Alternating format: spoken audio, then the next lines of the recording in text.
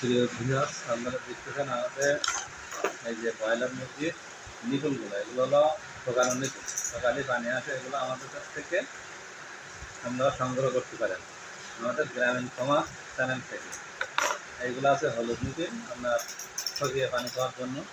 আপনারা দেখছেন এগুলো আমাদের কাছ থেকে খুব কম মূল্যে আপনারা সংগ্রহ করতে পারেন এই হলুদ নিকুলগুলো।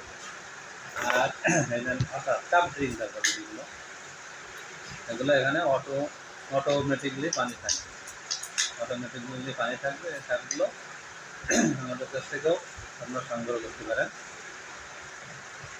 আর এই যে আপনারা গরমের সময় চালার উপরে আপনার ঝর্ণা ফিটিং করতে হবে।